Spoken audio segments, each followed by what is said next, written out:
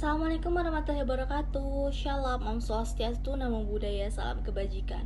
Saya Tila Salami Fazria dari kelas 1A1 Fakultas Hukum. Di sini saya akan menjelaskan tentang hak sipil dan politik. Jadi mengapa hak sipil dan politik itu perlu ditegakkan dan bagaimana sejarahnya? Jadi, hak sipil dan politik ini untuk melindungi individu dari penyalahgunaan kekuasaan dari penguasa. Pada contohnya adalah pemerintahan daerah yang melarang penggunaan hijab di sekolah di Bali pada tahun 2014. Jadi campur tangan negara terbuka luas tersebut mengharuskan adanya sejenis tertib hukum untuk melindungi perlakuan sewenang-wenang negara terhadap warga negara. Prinsipnya, setiap warga negara demokratis memuat jaminan hak asasi termasuk hak sipil dan politik dari setiap orang atau penduduk pada konstitusi negara. Jadi dibutuhkan upaya kedua belah pihak agar tidak terjadi penindasan atau pengekangan dalam pelaksanaan hak tersebut. Dan yang kedua ada terwujudnya DUHAM. Terwujudnya DUHAM ini memberikan peluang bagi perjuangan hak sipil dan politik secara universal. Langkah awal yang dilakukan adalah membentuk komisi HAM, kemudian penyusunan konvenan sipil dan politik, kemudian draft naskah konvenan selesai yang ditetapkan oleh Majelis Umum PBB. Kemudian konvenan ini berlaku setelah memenuhi syarat yang disetujui oleh 35 negara. Kemudian negara-negara tersebut terikat pada mekanisme pengawasan yang dilakukan oleh Komite HAM.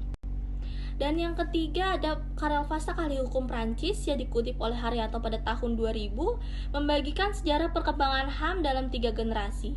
Generasi pertama ada generasi hak sipil dan politik yang memiliki hubungan keterlibatan tuntutan masyarakat terhadap perlakuan sewenang-wenang negara dari penguasa. Generasi kedua adalah hak ekonomi, sosial, dan budaya. Hak ini muncul akibat ketidakadilan sosial di mana perjuangan masyarakat yang berpusat pada pekerjaan dan pemenuhan kebutuhan dasar. Dan yang ketiga ada hak solidaritas. Hak ini bukan untuk kepentingan individu melainkan untuk kepentingan kelompok. Jadi hal ini menunjukkan bahwa secara historis penegakan hak sipil dan politik merupakan upaya awal perjuangan penegakan HAM. Dan yang terakhir, ada faktor-faktor yang menentukan tegaknya hak sipil dan politik dalam suatu negara. Yang pertama adalah karakteristik suatu rezim. Jadi negara-negara yang demokratis, hak sipil dan politik dapat mendapatkan perlindungan yang paling kuat. Dan yang kedua ada penyertaan hak sipil dan politik pada konstitusi dan turunannya. Jadi suatu konstitusi yang baik memuat hak-hak asasi manusia atau hak yang harus dimiliki warga negaranya. Dan yang ketiga ada budaya politik masyarakat. Budaya politik masyarakat yang memberi peluang untuk tumbuh kembangnya kehidupan demokratis pada budaya politik partisipan. Dalam konteks ini masyarakat sangat menyadari bahwa peran dan tanggung jawabnya sebagai warga negara. Dan yang terakhir ada aura politik internasional tentang HAM. Jadi penegakan HAM dipengaruhi oleh penerimaan suatu negara terhadap cara pandang politik internasional terhadap HAM.